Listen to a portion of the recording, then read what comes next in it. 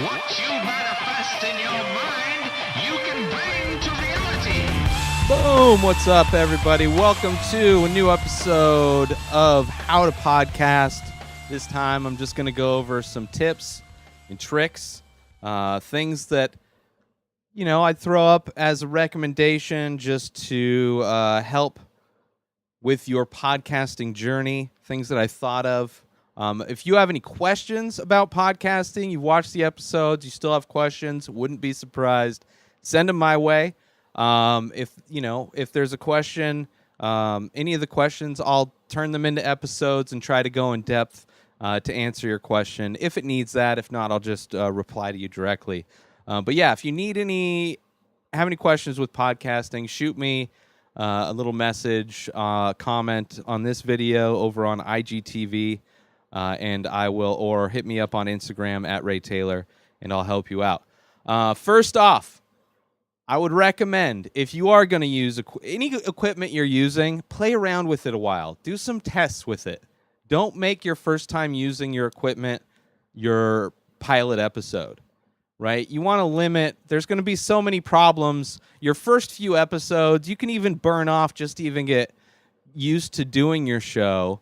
And just in the kind of the routine of what it's going to be to process the video, process the audio, all those things, get everything posted. You could do some dry runs. You could do some practice episodes. And in that, you're going to hopefully uncover any kind of problems that you might have with your audio setup. If you're doing video, it'll just help expose some just basic issues you might have. For instance, if you do have audio issues, it's way better to find out, in a test phase than, let's say, you have a guest on and you have a bunch of audio issues because you didn't prepare correctly. If you're doing a live show in front of people, you do a sound check. You make sure the microphones are working. If you're in a band, you make sure the levels for each member of the band are right, so it sounds right for your audience. Well, you need to do the same thing for your audio recording. Also, you get used to your equipment. You do all those things. I highly recommend wearing headphones. Headphones are great. I mean, you're making an audio product, right? So you want to make sure you're listening to your audio product as it records. You don't want to have maybe some ambient noise that you're not aware of that could be like a fire detector going off in the background that you don't know, or maybe they're street sweeping and it's a really loud machine out your door, or garbage truck. There's ambient noise that may cover up it, and you may not even notice it if you're not wearing headphones. Also, if you have multiple people on, it helps tremendously to help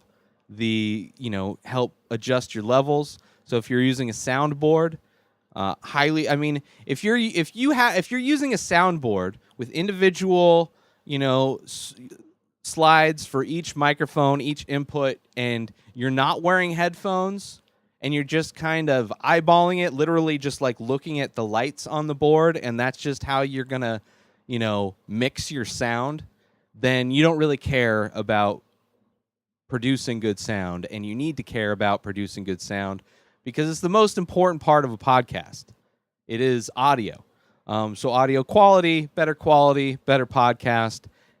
On one thing, clearly you have to have good content as well, but the technical side of it shouldn't be it shouldn't be your Achilles heel. You should have good quality on the technical side, because once you get that nailed, you don't think about it. Like if you have a studio and you're using multiple mics and you have a soundboard, chances are you're not going to be having to calibrate your soundboard. You'll do it when you first get all the mics set for, conversations you have, and maybe as you get different guests on, you may want to adjust it live with headphones in so you can hear the difference. But yeah, headphones. And even still, it's something I've never done, but it's something recommended. I probably do to use this. Levelator is an application that will take your audio file, and if you do have audio that's too quiet and then super loud, it helps normalize all the audio to make it just easier to listen to for people in stereos, headphones, all of those things, because having too much of a dynamic range and not mixed well is not good for the listener. So Levelator is an application that you basically just drop your audio file. Once you have everything edited, you drop your audio file in there, and it levels all the, kind of compresses all the levels, limits it, and then exports it as a file that you would then. So it's just one more piece of processing before you release your audio. I've never used it. I always just use GarageBand, and there hasn't really been. I have had audio issues over the years, but the levels I've always have been good. For me, I do a bunch of show notes. I post everything from my phone, so every morning I get up, I post a new episode of The Ray Taylor Show. I post a thing to promote it on IG Stories. I put a new piece of artwork up, making of video on the main page, story page. And one thing that helps with all that, because of SEO, because you want to just enrich your post more with having a description and links to your other stuff and whatever other things you want to promote within that post. I use all Apple products and the Notepad. I'm sure there's a Google analog to that as far as Android stuff.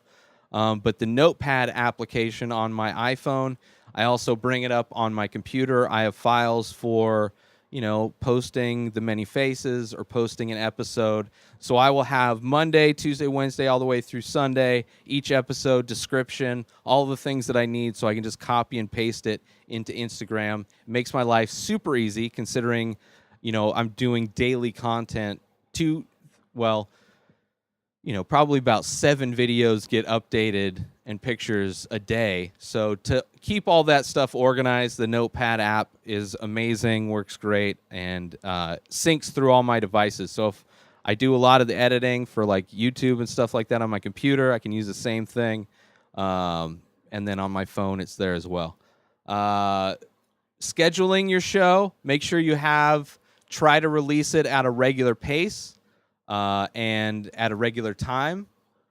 It's just people look forward to your show coming out a specific time.